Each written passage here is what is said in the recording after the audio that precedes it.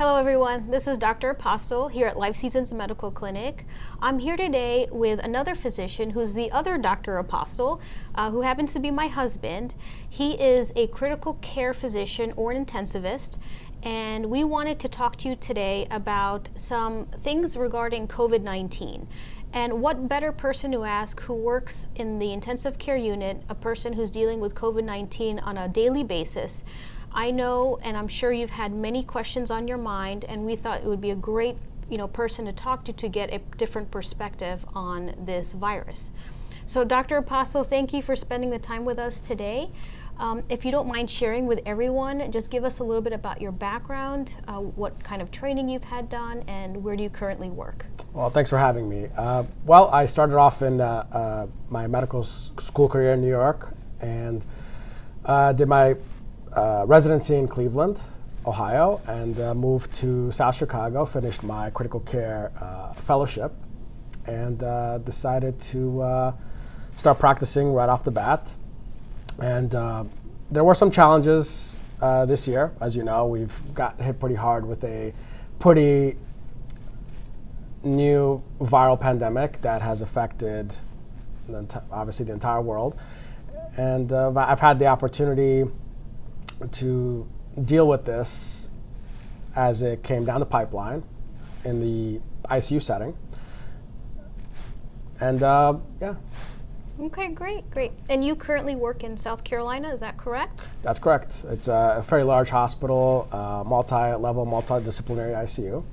And we see a slew of cases ranging from trauma to cardiovascular cases to just your typical ICU pulmonary cases. Okay. And you are what people call a locums physician, so could you explain to everyone what that means?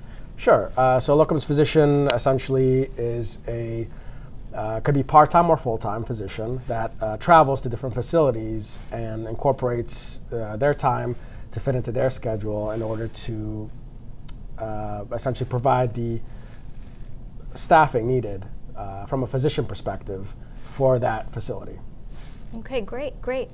So, of course, COVID-19 is on the minds of many people, and a lot of our patients are getting their information from the media. So as you are working in the ICU with very critically ill patients, please share with us your experience with COVID-19 patients and how they are different than patients who are admitted for typical respiratory issues, things like pneumonia, and those sort of things. So what patterns have you noticed that just seem to differentiate from the other infections? Right, so it seems the largest sort of change in the paradigm of caring for such patients is really how do you manage your equipment and your staff. So the hospitals have designated certain floors and certain regions of the hospital for these patients in order to better protect the staff and the families, and of course other patients. So that in itself does create a huge strain on the resources of the hospital. The other challenge is, of course, the equipment side of it. Providing enough protective equipment for the staff, caring for the patients, and also, of course, as you know, there have been some shortages in the past and challenges with obtaining adequate equipment for the healthcare staff. Thankfully, for the most part, we've had all the equipment we needed, and that has been less of an issue.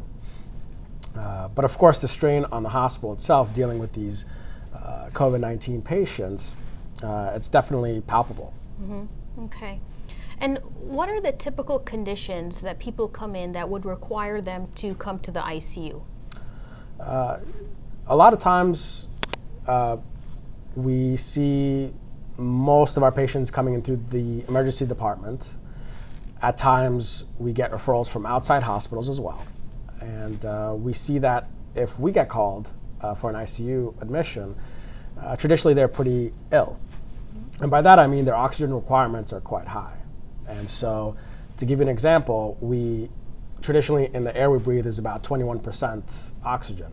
Some of these patients are requiring 100% oxygen from the source, and that's quite a lot. And if you imagine the devices used to deliver that amount of oxygen are fairly specialized and traditionally are managed in the intensive care unit. One of those devices that have been described and have taken the forefront in the news lately is, of course, the ventilators. Those are essentially machines that fully support the patient through their illness and essentially provide the inhalation requirements and the oxygen requirements that the patient may have to actually survive this illness. So what are clinical conditions that would require someone to get a ventilator or ICU support? Traditionally, if your other, what we call non-invasive modalities or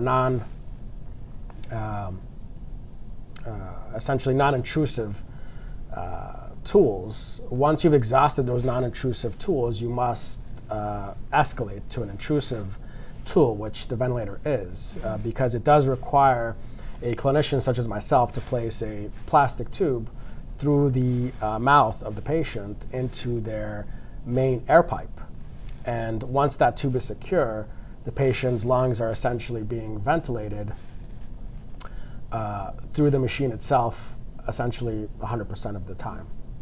And that gives us control of the amount of oxygen we deliver to the exact percent. And we also control medications that we can give.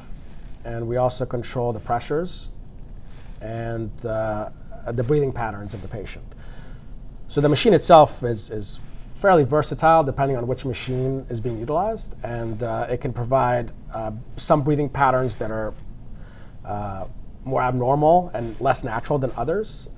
But it gets dialed into what the patient can and does do best with. And so we've noticed that to be more of a challenge this time around because of how some of these patients react to being on the machine itself.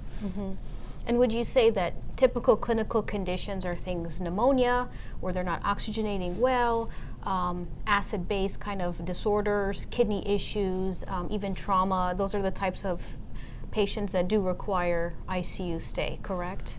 Correct. Any patient that requires specialized equipment and specialized drugs that cannot be given on the general medical floor do require an ICU admission and will require ICU management. And that can involve drugs on top of the specialized machines.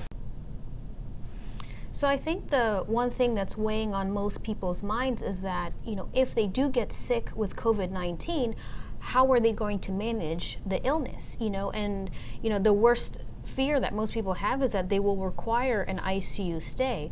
So with your experience in treating these COVID-19 patients in the ICU, can you kind of explain the type of patients you've been seeing, their typical age and their typical what we call comorbidities or other medical conditions that would put them at high risk? Yeah, those are excellent questions. I think what we're noticing is traditionally, like I was mentioning before, most of our incoming patients are arriving through the emergency room either through EMS support or through their own, brought in by their own families. And usually their symptoms can range from very mild shortness of breath, almost a non-productive cough usually, and fevers most of the time, but not all the time. And so those are the sort of the almost like the red flag symptoms that we sort of pick up on. And so once we've done the workup on a lot of these patients, we've noticed that their oxygen requirements are abnormal, and therefore that prompts us to really go ahead and screen them for the virus. And so a lot of times, not every cough, fever, and pneumonia is COVID, but we've obviously seen that's the majority of what has come into the hospital in the last, I would say 5 to 6 months. And so if their oxygen requirements are not high and they do not require supplemental oxygen, and their fevers can be controlled, and they're able to take care of their activities of daily living and don't have other comorbidities or other chronic medical conditions, most of these patients can be managed safely at home. Now, there is a certain percentage, which is unclear at this time exactly what percent, but there's a certain percentage that within the next 5 to 7 days after they leave the emergency room, some of them will come back with worsening of their symptoms.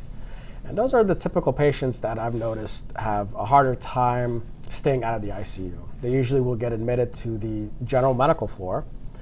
They'll traditionally require, now, if they did not require oxygen before, they will require oxygen now, and they will continue to exhibit symptoms of fevers, exhibit symptoms of cough, and a lot of times from their initial visit may have no pneumonia on x-ray, but then 5 to 7 days later will develop a small amount of pneumonia on their radiographs.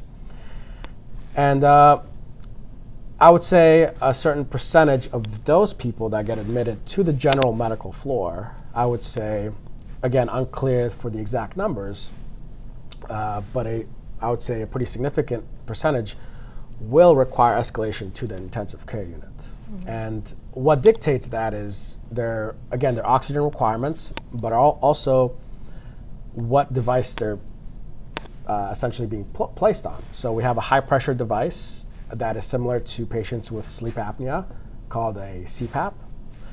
And we have another mode called BiPAP, which is a two pressure mode device. So it's a high pressure mask that allows the person to breathe higher amounts of oxygen, but provide extra pressure to allow the person to have an easier time breathing. Mm-hmm. And so if they fail those high pressure masks, then the next upgrade to that would be the ventilator. And that's where we run into a bit of an issue, because a lot of these patients, their ventilator days are quite prolonged. So on average, for your typical pneumonia, congestive heart failure patient, they may be on the ventilator for, on average, about 3 to 4 days. These patients seem to average, from my clinical experience, about 10 to 12 days. And that, as an average, is on the ventilator is quite tremendous. Mm-hmm. And that's where we run into trouble with trying to treat these patients and actually treat them to survival. Okay. And I do want to get back on that topic, because I think it's really important that we talk about the side effects of being on a ventilator, especially for prolonged periods of time, and what those long-term consequences could look like. So what are the typical, those comorbidities? Are we seeing longer hospital stays in patients with diabetes, for example, or high blood pressure? What have you noticed? Correct. So patients who are considered obese based on the traditional scale that we use as physicians, the BMI scale, those patients typically have more of a challenge recovering from this disease. There's a multitude of factors why that would be the case, but it seems that as a diagnosis in their chart history and on arrival is quite telling of their progression to inpatient hospitalization and further into ICU. Mm-hmm. So to answer your question, typically our older patients obviously fare worse than our younger patients. Mm-hmm. However, the younger patients who fare poorly, we've noticed that their BMI is outside the range of normal weight. So I would say obese BMI range. Mm-hmm. Which would be a BMI of 30 and above by definition. Right. And so, of course, once you have that established, obesity leads to other comorbidities, as you know, mm-hmm. or chronic medical illnesses such as hypertension, mm-hmm. also known as high blood pressure, mm-hmm. and diabetes. So obviously, we know that the prevalence or the common diagnoses in this country is heart disease, specifically hypertension, mm-hmm. and diabetes mellitus type 2. Mm-hmm. And those two diagnoses together, combined with obesity, really is the perfect storm for this for these patients. And so we noticed that this does not, you're no longer protected if you're young. So if you have COVID-19 and you're in the younger population, in your 30s, in your 40s, in your 50s, and you have those three conditions, you will most likely do worse than a 30 or 40 or 50-year-old that does not have those chronic medical conditions. Correct. So, Dr. Apostle, what is the youngest person you've seen in the ICU admitted with COVID-19? Well, I'd say the youngest was a couple of females in their 30s, Okay. both pregnant and both obese, considered by BMI, even though they were pregnant. And also they had hypertension as their comorbidities. Okay. And they ended up doing okay. They came off the ventilator eventually. Okay. And they were able to leave the ICU. Okay, great. Okay, but do you typically see young people, or it's a rarity? Well, I would say it's not rare. It's not uncommon. I think it's, and we should probably talk about what young means. Young to you, to us, may be different from other people. I would say we are not seeing 20-year-olds as much. I would say 30 to 40 to 50. We definitely see significant amount of cases in that age group. It's not the majority, but we do see significant 30s, 40s, and 50s. Okay. Once you reach the 60s, 70s, and 80s, we a lot of times see a lot of assisted living patients, nursing home patients, but also patients who are quite active in the community. So, they do. This obviously tends to affect the older population more so. However, like I said before, the young people, age 30s, 40s, 50s, who are obese, hypertensive, and have diabetes, often do end up in the intensive care unit and have a prolonged hospitalization because of those comorbidities. Okay.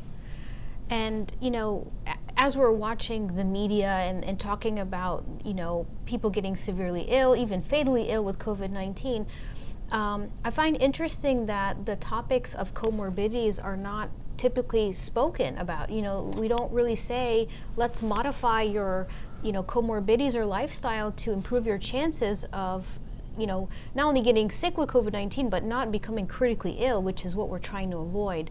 So on that topic, obviously being in the intensive care unit, being sedated so that these patients could get breathing tubes to help them with their, oxygenation, we know that that doesn't come without a cost. So let's talk very briefly on, what is required in terms of sedation, and then what you've been finding once you withdraw the sedation. And I also want to touch upon what could be the potential long-term effects of medications such as anesthetics or things like that. Sure. Well, as I said before, the ventilator days, the average days someone would spend on the ventilator with COVID-19 seems to be longer than your usual pneumonia, congestive heart failure patients, or any other, most ICU patients that come in. So I would say because of their prolonged ventilator days, the way we sort of call it, we expose these patients to large amounts of sedatives. So because of the intrusive nature of the ventilator, it is not necessarily a natural way to breathe. So most patients, especially those requiring very high oxygen requirements, they require better sedation on these machines. And the sedatives we use, we have a wide range of sedatives, and they work in different ways with the body, with the brain, and they affect the brain differently. And so some of these agents, if you are exposed to them for a prolonged period of time, you notice that the patients actually take longer to wake up. And if they do wake up, they wake up less able to perform the activities of daily living. So for example, if we had an individual that was on the ventilator for 10 days, which actually, believe it or not, is not the longest. We've had patients 20 days, 30 days, or more. And so an example, if the patient has been on the ventilator for 10 days, that's 10 days of on and off drug infusions, sedation medications that essentially depress one central nervous system, specifically the brain, to calm the patient, to allow the ventilator to work better. And so all those medications have a steady state or a concentration that eventually builds up, and then the body, being in a critical state, has a tough time eliminating those drugs. And so the brain, if you can imagine, is swimming in these sedatives for quite a while after the sedatives are removed. And so what we traditionally see is a very slow recovery from a neurological perspective for these patients. And it can be quite stressful for the clinician, but also for the families, because they may be off the ventilator, but they're not themselves. Their cognition is affected, their decision makings, sometimes their ability to speak, their ability to swallow. So it is quite challenging. And we've known from before all this started that the longer you are in the intensive care unit, the longer you are on the ventilator, the harder time you'll have after that if you survive. And so this is not something new, but it is something that is worse than it was before because of the time these patients spend on the ventilator. And you bring up a great point, because one of our biggest concerns is, are we going to face a new wave of dementia with these COVID-19 patients? So we were so focused on the pulmonary symptoms, the cough, the fevers, and the rehab from that, but no one's talking about the neurological side effects. We still don't know, it's too early, but we do know that patients who are on sedation for long periods of time may have long-term effects that are irreversible. As many of you know, we do Dr. Bredesen's program, and we have a few patients that have had worsening dementia from an ICU stay. So definitely it doesn't come without a cost. Oh, and especially, sorry to interrupt, but yes. That's an excellent point. If we have patients who already have pre-existing Alzheimer's dementia, the likelihood of having a new baseline of dementia, which is worse than they were before, is very high. Sure. So it's definitely a huge impact on their recovery. Sure. So, clearly there are long-term side effects, and I think what's important for people to know that there are proactive measures that can be taken in these patients who unfortunately had no choice and required, an ICU stay. So there's things we can try to detox some of the anesthesia that's been lingering in the body, modifying and supporting the immune system. I'm sure you would agree, a lot of these patients are malnourished because they're not eating, because they're intubated. So these people have had muscle wasting, lots of nutrition loss. So I think that, we can think about is that there are very proactive measures that you can do. We can here at the clinic definitely help with that. But unfortunately, some of these patients, they go home and they continue to decline. So, well, that's a good point. I kind of want to touch on that. In the intensive care unit, one of the less popular but definitely critical aspects of the care of these ventilated patients, especially those on the ventilator for more than a few days, is nutrition. We have certified dietitians and staff that actually makes recommendations based off of their current illness and their requirements.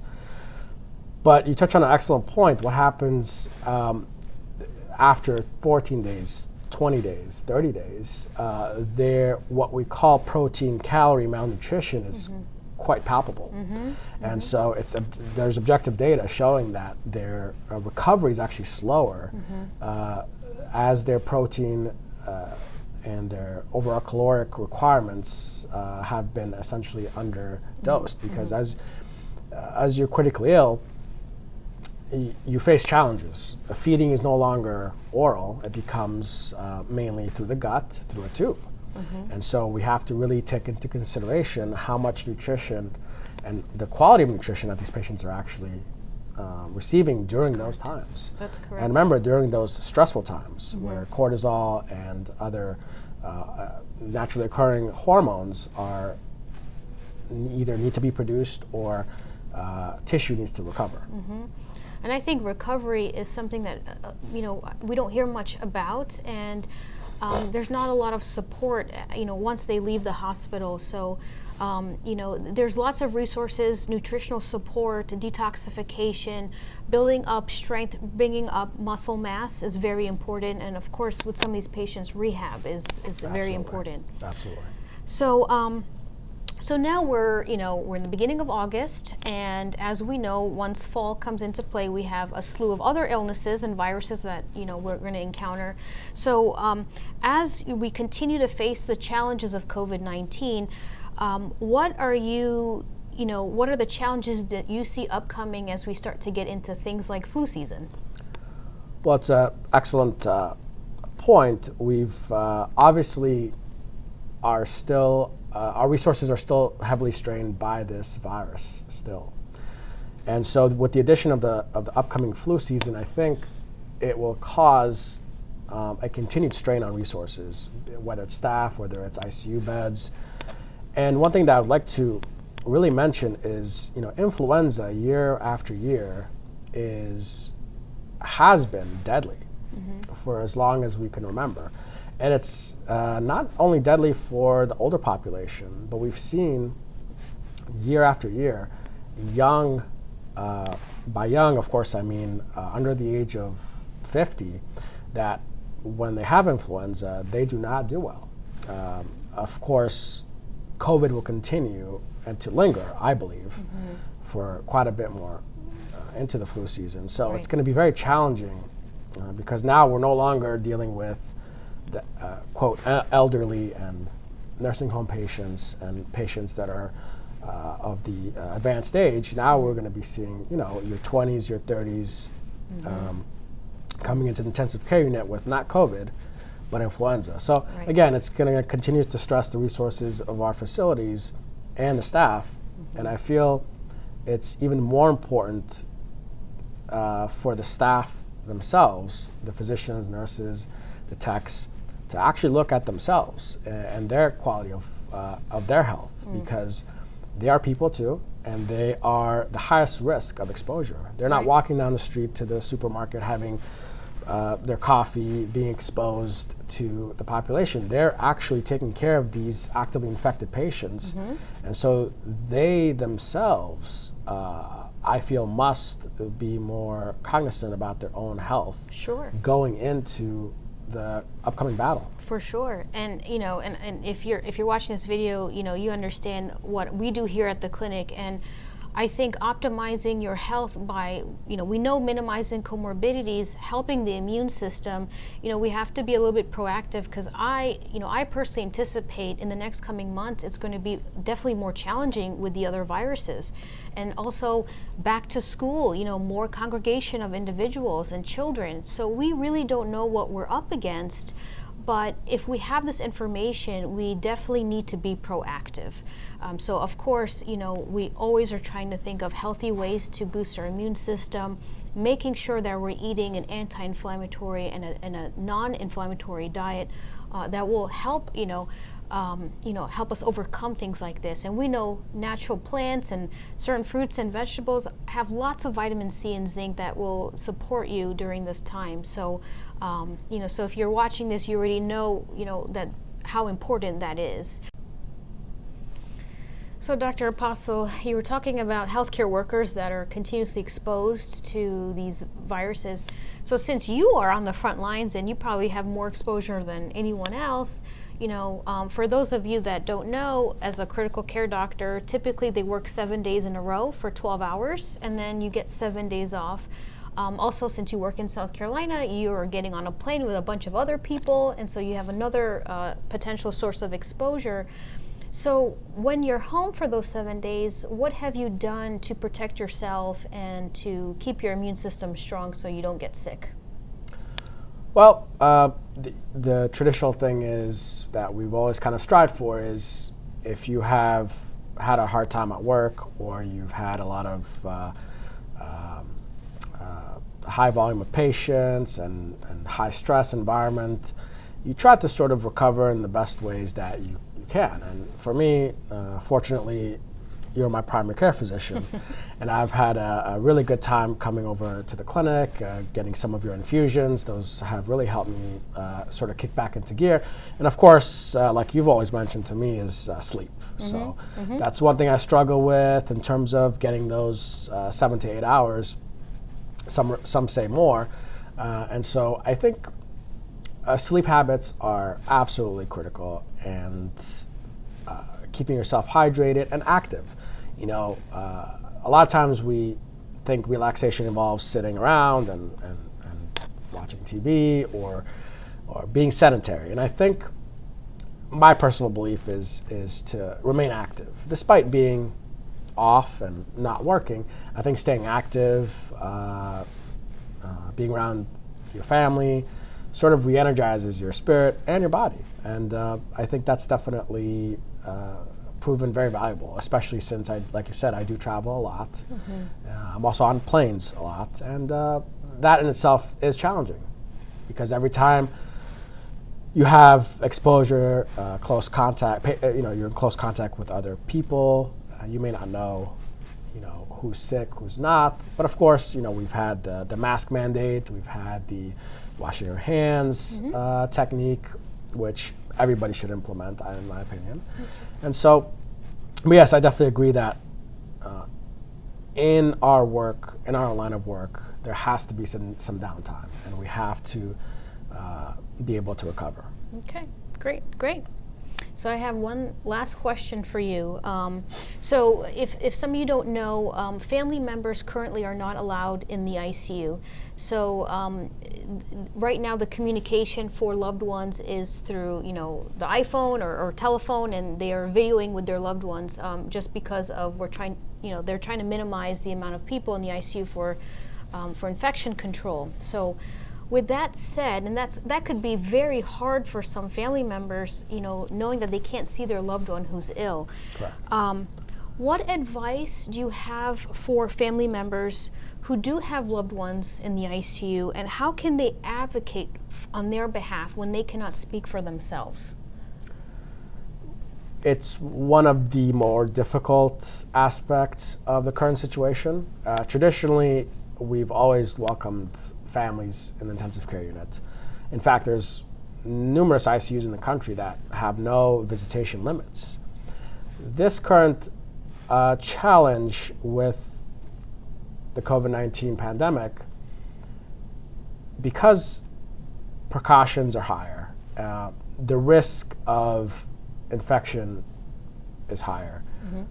We unfortunately had to make the difficult decision that visiting an ICU family member, a sick family member in the ICU, poses a risk for the rest of their families. And unfortunately, we've seen intra-family exposure. We've seen healthcare workers come home to their loved ones and expose their loved ones, their family members, to the virus unknowingly. And so when we see that transmission and the devastation that it has on the family, we don't think, we continue to firmly believe that limiting visitors to the intensive care unit for those COVID-19 patients is the right choice. And I feel this day and age, with the ability to video conference with loved ones, has given families some ability to keep in contact and visually see their loved ones in the intensive care unit. And so, unfortunately, I think this will continue, but I feel the staff at the bedside, specifically the nurses, do a great job advocating to have that time and to allow their families to call in visually and see their loved ones. And I think that's very valuable. And I do believe that when we're exposed, even though we're exposed to high levels of sedation, those drugs that we spoke about before, I still believe that the brain still recognizes loved ones' voice tones, their words still resonate. And I think that does eventually benefit the patient. So I think we should continue to make that a priority. Again, it's tough, but I think we're all going to get through this eventually. Sure, sure, yes, yes. So I think we had a really great discussion today. What is one takeaway you can give to the people that are watching about this pandemic? If you can think of one maybe piece of advice or something that you feel like that they should grab onto and kind of keep this in the back of their mind moving forward. Just like we have seen in our clinics and our hospitals for all of our careers as physicians, our patients don't realize their mortality until it's being challenged. And so this is a challenge to everybody's mortality. And this is probably the opportunity that we should take to educate the masses, this country and every country of the world, that things that you put in your body, things that you expose your body to, really does affect your ability to battle a virus like this. And this was not the first pandemic, and it won't be the last. And so this has to be a wake-up call, as it were, to everyone regarding their health status, their diabetes, their tobacco smoking, their cardiovascular challenges that we all face in this country. I think I couldn't end on a better note. I think this is the message that we're trying to convey, is that we're in a pandemic that is a wake-up call, and we're seeing that these patients who have unfortunately other medical issues is going to take a toll at some point. So thank you everyone for spending the time with us today. I hope this was helpful for you and gave you some insight on what's going on the front lines of COVID-19. So if you have any questions about our discussion today, or if you have any other suggestions or topics that you'd like us to talk about, please feel free to send them to us. You can always email us at health@lifeseasonsmedical.com, or you can go on our Facebook page at Life Seasons Medical Clinic Flower Mound. And as we talked about today, and we obviously see the worst case scenarios in people who are facing this pandemic, we want to iterate to you that we want to focus on prevention, being proactive, helping optimize the immune system. We are a great resource. If you're also interested in trying one of our infusions, you can always give us a call. But we're here for you, and we're happy to continue to provide more information that would be of service to you. Thank you.